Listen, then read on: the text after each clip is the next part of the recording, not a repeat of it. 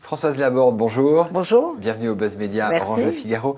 Vous êtes membre du Conseil supérieur de l'audiovisuel, le CSA, et à l'intérieur de cette institution, vous présidez le groupe de travail à la fois sur la télévision payante, et on va en parler aujourd'hui, mais aussi sur la protection de l'enfance, votre autre portefeuille.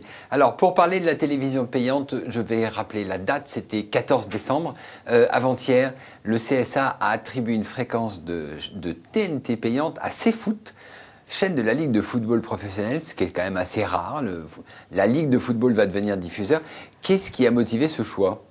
On l'a trouvé meilleur que les autres, sinon on l'aurait pas retenu. En gros, on sait que le football est un programme extrêmement populaire au sens large du terme, et au sens y compris le plus positif. Par ailleurs, CFoot propose une grille qui est assez intéressante, avec à la fois des matchs de Ligue 2 qui seront retransmis en direct, des matchs de Ligue 1 qui seront rediffusés en différé, une grille autour de la culture footballistique au sens large. On peut en faire une généraliste du football, c'est assez bizarre. Oui, généraliste non, parce qu'en même temps, du football, c'est étonnant quand même.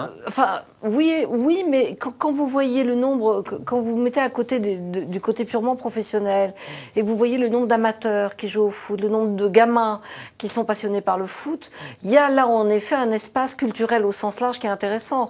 Et une des questions qu'on va regarder de très près, parce qu'il suffit pas d'avoir choisi CFoot, après on va leur demander de signer une convention avec le CSA, et dans cette convention on va négocier avec eux ce qu'on attend vraiment de leur chaîne, et on pourra tout à fait leur demander de faire des actions pour les jeunes, des actions citoyennes, des actions qui incitent en effet à développer les valeurs du sport en général à travers le football.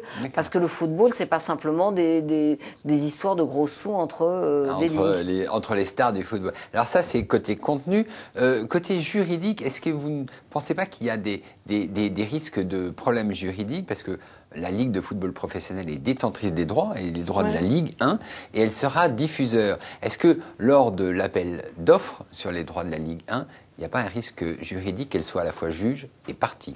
Non, parce que a priori, quand la Ligue soumet des lots à la vente, ce sont des enveloppes fermées, donc je veux dire, chacun propose un prix. Et je pense pas que la Ligue a des arrière-pensées particulières. On n'a pas pensé que c'était le faux-nez de tel ou tel opérateur. On pense au contraire que la Ligue n'a pas trouvé preneur, par exemple, pour les matchs de Ligue 2. Elle peut les diffuser donc. Elle pourra les diffuser, et demain, si elle trouve pas preneur pour les matchs de Ligue 1, elle pourra les diffuser. Mais il y a en même temps un prix de marché, et ce prix de marché, il est incontestable.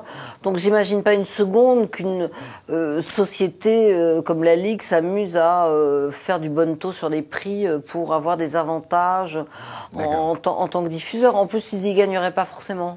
Alors, celui qui conteste le plus l'attribution de cette chaîne, c'est Canal+, qui est normalement le partenaire de la Ligue, puisque Canal+ achète les droits et les diffuse. Est-ce que vous pensez que Canal+ va faire un recours juridique contre le CSA ? Franchement, j'en ai pas la moindre idée. À l'heure où je vous parle, non. Mais c'est vrai que Canal a souvent tendance à faire des procédures contentieuses. Alors est-ce qu'ils le feront ou pas, j'en ai pas la moindre idée. Mais en même temps, il y a d'autres opportunités qui vont se présenter. Il va y avoir en effet les appels à candidature pour les services de médias audiovisuels à la demande, qui sont, j'allais dire, aussi un des savoir-faire de Canal. Il va y avoir sans doute quand même, en dépit de ce que dit Bruxelles, une deuxième fréquence de la TNT payante aussi. Voilà. Et ça, c'est quand ? Vous allez l'attribuer quand ? On verra en janvier. Vous avez une idée ? On verra en janvier. On verra comment ça se passe déjà avec le R3 avant de s'attaquer au R7. Le R3, c'est la TNT payante, pour ceux qui seraient un peu perdus.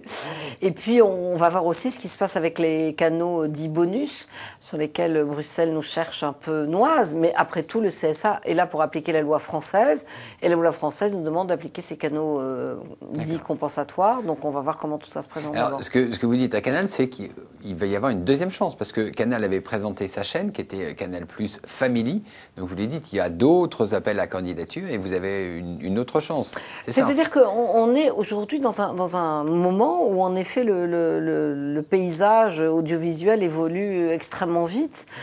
Donc il y a la télévision gratuite qui a incontestablement rencontré un vrai succès, la télévision payante qui est un peu au carrefour des chemins. Donc, qui a été un échec, il faut le dire. La TNT payante a été un échec parce qu'elle n'a pas été bien distribuée. Exactement. Donc la question c'est, est-ce que oui ou non on peut la relancer? Et si oui, est-ce que ça peut être la première marche vers une autre télévision payante, plus riche encore? Alors, au moment où vous voulez relancer la TNT payante, arrive ce qu'on appelle les téléviseurs connectés, qui est le mariage entre la télévision et l'Internet. Et ça va rebattre toutes les cartes. Est-ce que vous ne pensez pas que la télévision payante, en règle générale, c'est-à-dire hertzienne, sur le câble et le satellite, va être durement affectée par la télévision connectée? Déjà, il faut que les foyers s'équipent en télévision connectée. Ils devraient l'être d'ici un an ou deux.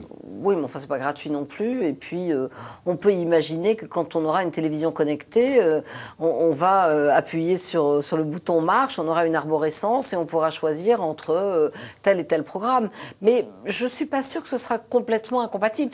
Il faut quand même pas oublier que même si on parle de toutes ces technologies extrêmement nouvelles, on est quand même dans un pays où il y a à peu près 98% des foyers qui sont donc équipés en télévision, mais 60% des foyers reçoivent toujours la télévision avec la bonne vieille antenne râteau sur le toit de la maison. Donc, mais là, ils pourront le recevoir via des canaux numériques, ADSL.